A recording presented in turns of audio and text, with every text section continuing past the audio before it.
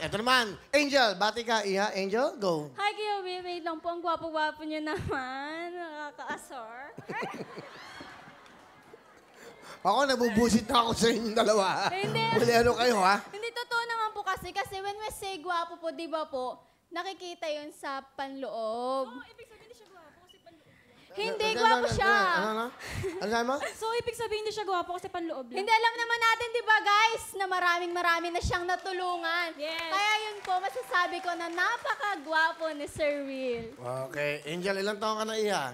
Yan, 18 years old po. Anong probinsya mo? Mindoro po. Ay, Mindoro. Saan ka sa Yes Mindoro? po, Bungabong po. Kilito ka mo. Yes po. Okay, mga taga-Bungabong. Bumati ka sa iyong mga kababayan. Hello sa mga taga Mindoro, andito na ako. Sino nagsabi sa inyong pangit ang mga taga Mindoro, ha? Sino kasama? Pakilala mo. Pinapakilala ko po sa buong mundo ang pinakang mamahal ko at may one and only Daewoo. Hi po, Will. Good evening po. Good evening, Day. Mag-partner kayo. Opo. Matagal na ba? Mga 2 months po. 2 months lang! Wow, saan kayo nagkakilala? Bali sa pageant po. Tapos, Sa Mindoro din po. Magkababayan po kami dalawa. and then, medyo nagustuhan mo yung kagandahan niya. Sa totoo lang po yung personality po talaga. Wow, sige, anong gusto mong sabihin, Day? Baby, I love you.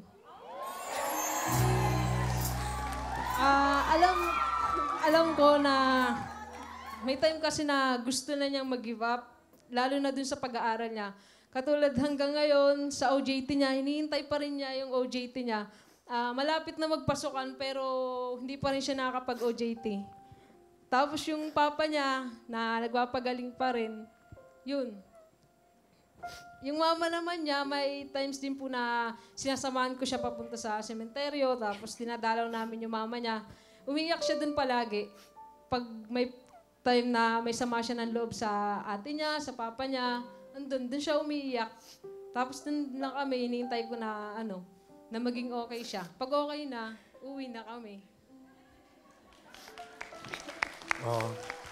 2 months lang kayo na, Day, pero nagkagaan na kayo ng loob, binigay mo na yung puso mo sa kanya. Yes. Handa ka ba sa mga sasabihin ng tao, yung circumstances na alam mo yun na, handa ka ba sa lahat ng ito?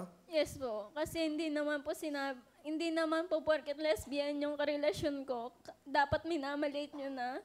Kasi po, may karapatan rin po kami magmahal kung ano po yung nasa puso namin. Kaya sana po galang lang, respeto.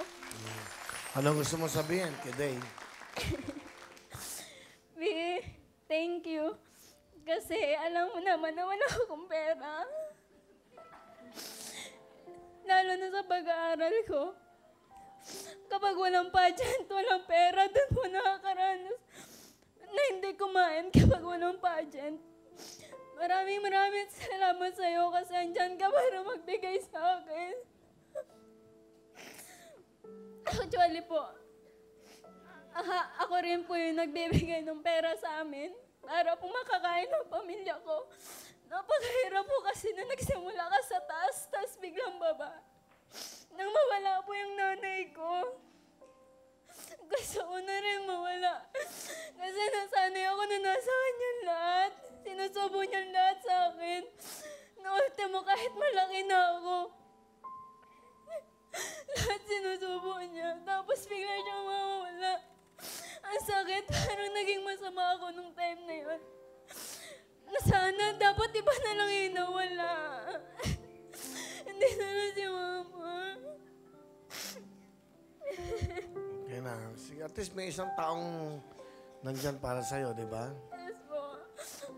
Palapakan niyo po ang buhay ni Angel at ni Day. Ganun, Miyak. Ano ang talent mo? Belly dancing po. Okay, sige. Magbe-belly dancing ka? Yes. May costume ka ba? Wala po. Ayun na yun. Ito. Magmula po sa Bungabong, Mindoro. Ito na po si Angel. Thank you very much, Angel! Galing ah. Okay. O yan, meron na kayong racket. 10,000.